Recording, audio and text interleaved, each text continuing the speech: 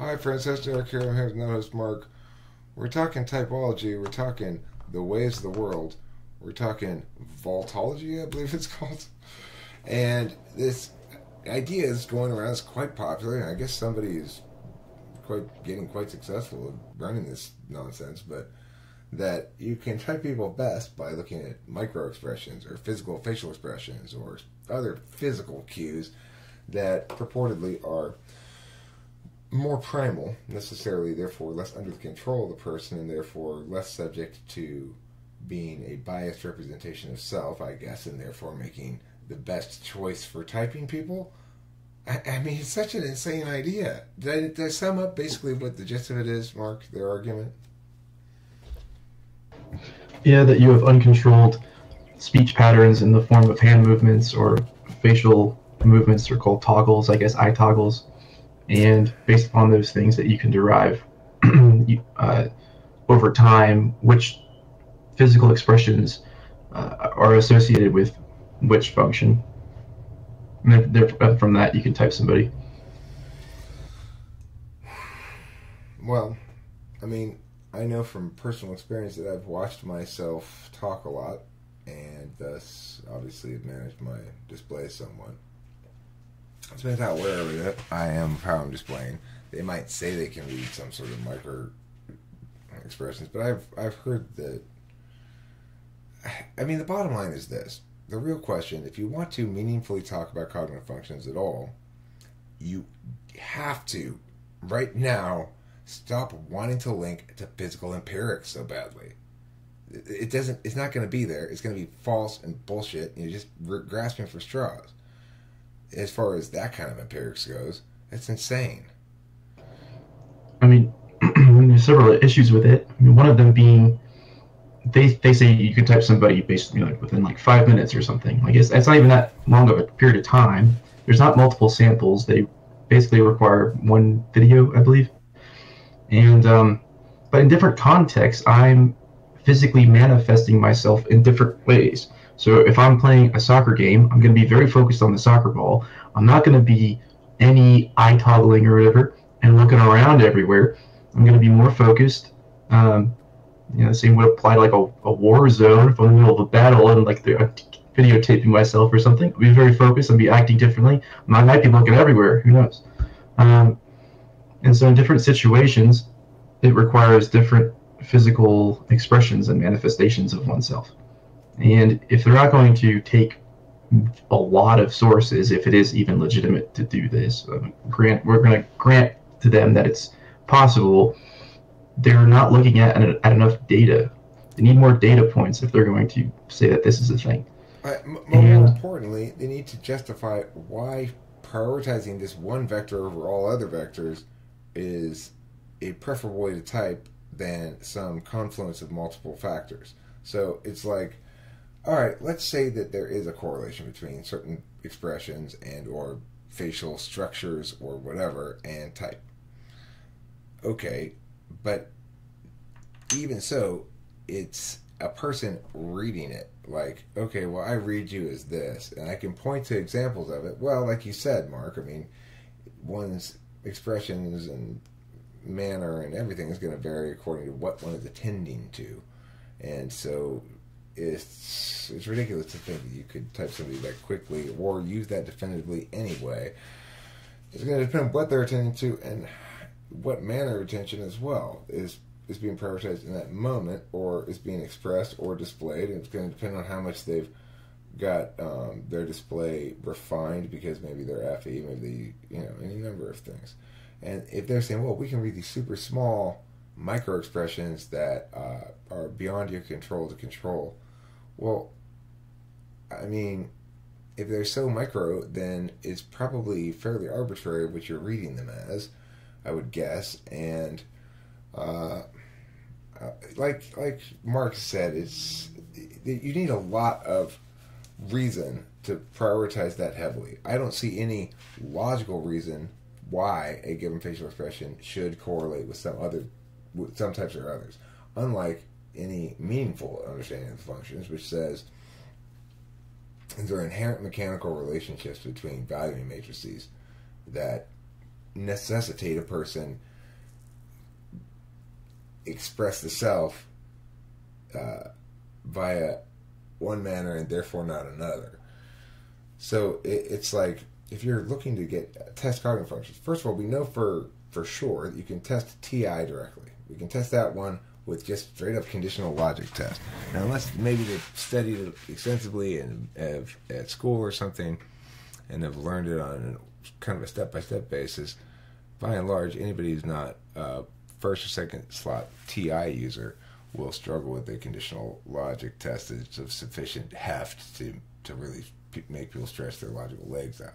Now, don't underestimate the third slot TI users either, though.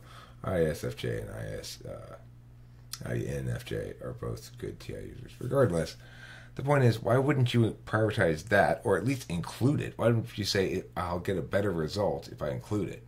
Because that's not subject to bias.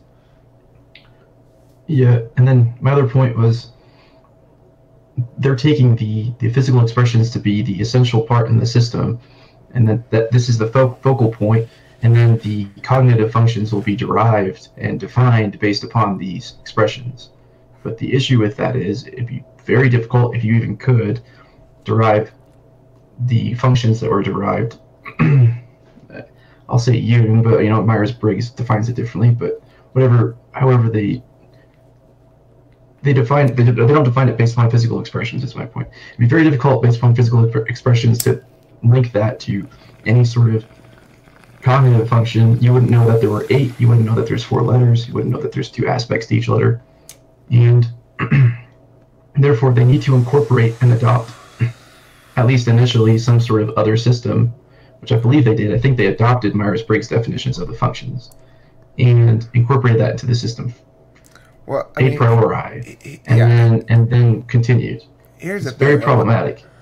To the extent that they correlate at all, a much more likely correlation would be something like Megabro's quirk code, where he'll say, like, making an ironic joke about the high quality of something that's very low quality is an example of this version of FE or something. They'll have a little bit of, he'll call it like positive FE with negative NE or something, and he's got a understanding of what positive and negative is.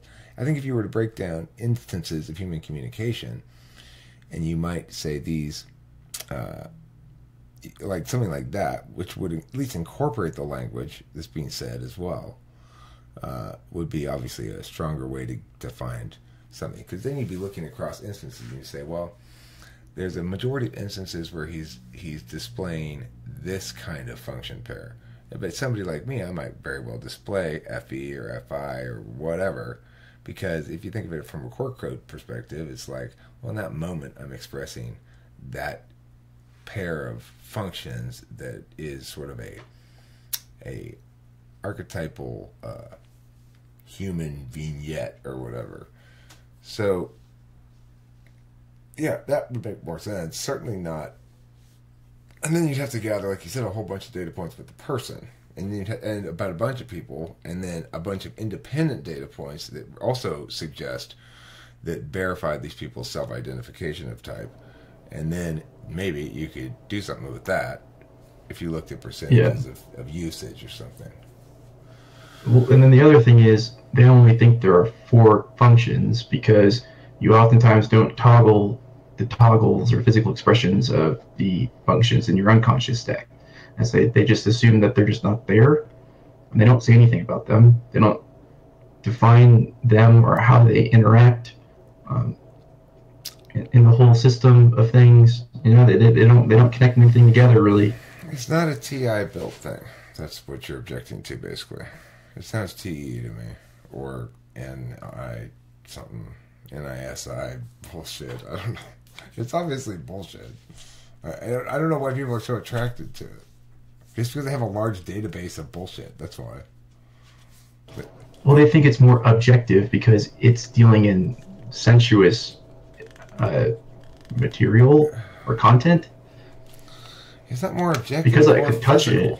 Okay, look. Yeah, right. First exactly. of all, they're skipping their own intuitive leap there, which is the facial expression doesn't convey meaning by itself in the way that, like, I can see that something's red, and I can see this guy is happy, right?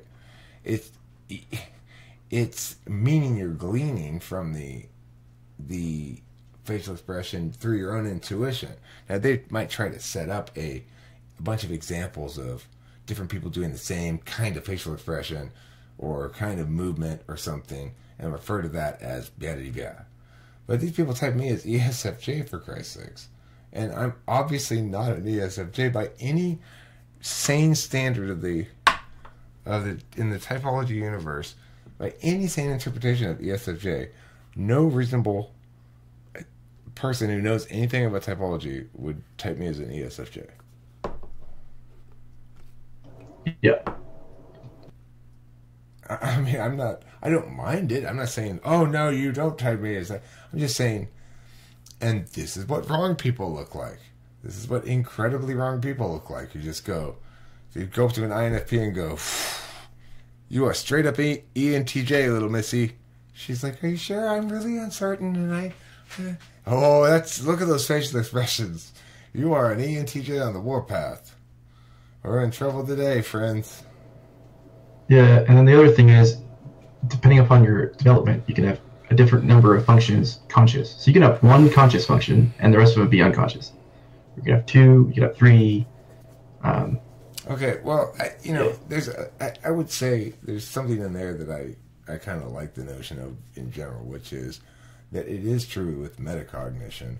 One can have more, I guess, awareness by a negative space of the functions that you aren't consciously using.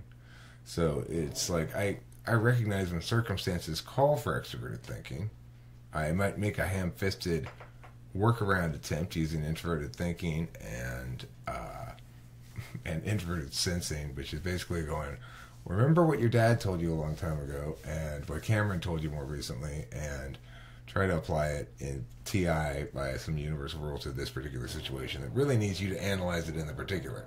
I don't really ever do that, it seems like. Well, you have to keep in mind that there's only 4 conscious functions, Eric, and so you can't metacognate about your 5th, 6th, 7th, or 8th. It's impossible to do. You're limited. You're limited in your scope. I know. I know I am. I'm not. All that TE you were thinking about, that wasn't actually TE. I think that's actually SI. I think, well, there are some instances when I use TE, obviously. Like, when there's some basic TE we all have to have. For example, if I see a car is kind of, somebody's on their phone and their car's coming like this into this lane, I have to at least know I have the TE enough to go like this, right? Well, yeah, clearly I brought that up too. I was like, there's instances of everybody using every single function, regardless. Because he's like, we have to frame this in a way that people that don't have TI can understand, because they were trying to define what TI was.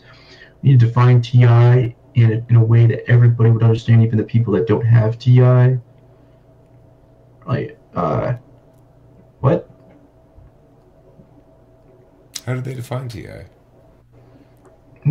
He said it was necessary that they define TI in another regard other than thinking. So they want to separate it from thinking because that's somehow a presupposition that we have that FI is feeling and TI is thinking, or associated with those things. And so he's like, there must be something else to deal with TI than thinking and feeling. Oh, exactly. Yeah, I was. Wait. So they're complaining that thinking and feeling necessarily link, respectively, to thinking and feeling. To something else, I guess. Yeah. So they interpreted thinking to no longer be thinking because they don't like the fact that thinking is called introverted thinking. Yeah, so I brought up the fact that it's deductive logic, using the application, applying logical principles and laws to a system and deducing something. And it's like, well, see, that's too much attached to the idea that TI is purely logical and objective, and isn't involved in any sort of subjective account of things. I mean, that's what the distinction is. The distinction between TI and FI is whether or not one is executing an interested calculus.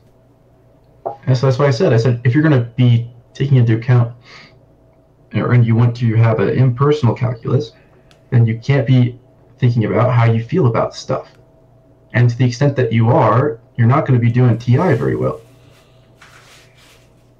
And then these people have never met TI, apparently, or something. I don't know. And they don't like me defining words or asking them to define words. Like they were saying that FI is ethics and morals.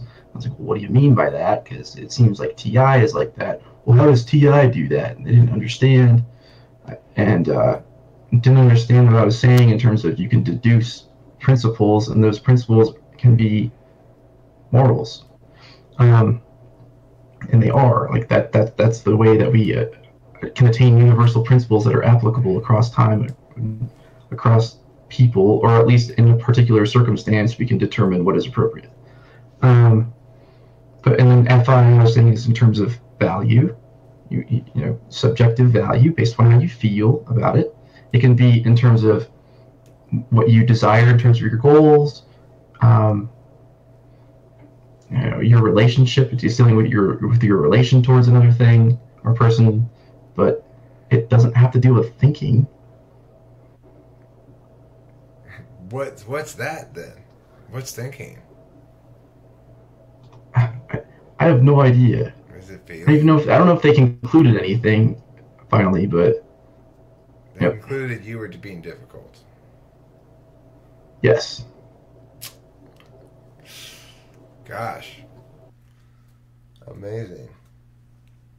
Well, they even get this. They want to make a TI group or like a newbie group or something like that, so people like me can go in there and argue about stuff while the TE people get in there and then they actually get stuff done. Yeah, they get a whole bunch of bullshit on the shovel. Yeah. Oh my god. Okay, well, here's your video. Whoever you people are, voltology, that's what it's called, right? Voltology. It's called cognitive type, but yeah, they use voltology. Voltology would be the practice. Cognitive type, huh? Okay, well, yeah, guys, let me just put it to you as bluntly as I can, but also with some good FE here. This shit's moronic. You gotta stop with that if you want to be not wrong. So, if you don't want to not be not wrong, then that's fine. Go ahead and be wrong. And enjoy your wrongness. I hear it's delicious with cranberry sauce. Mark, any last thoughts? Nope. Don't forget to eat plenty of cheese. Well said.